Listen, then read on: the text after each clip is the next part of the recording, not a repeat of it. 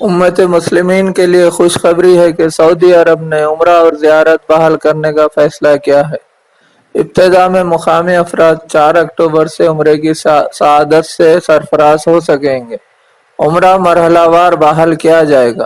ابتدائی طور پر اندرون ملک سے سعودی شہریوں اور غیر مقیم ملکیوں کو عمرہ اور زیارت کی اجازت ہوگی۔ شاہی فرمان کے مطابق دیگر ممالک سے تعلق رکھنے والے افراد 1 نومبر سے عمرہ ادا کر سکیں گے۔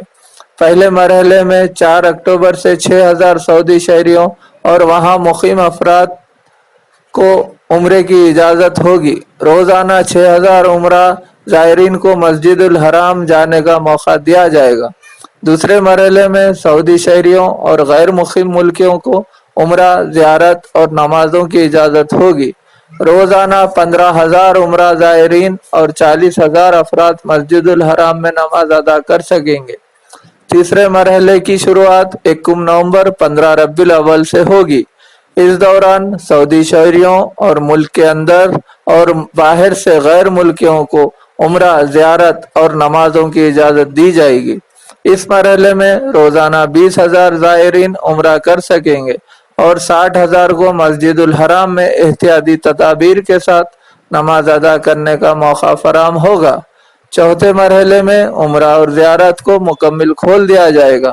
کورونا کی وبا کے خطرات ختم ہونے کے بعد اس کا فیصلہ کیا جائے گا۔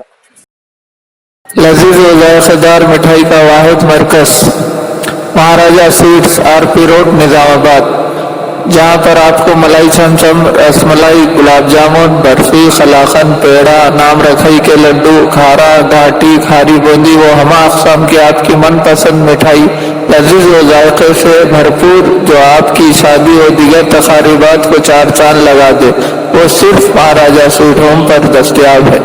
تو دیر کس بات کی، فوراً تشریف لائیں۔ ہمارا پتہ مہاراجہ سویٹس، RP روڈ، نظام آباد۔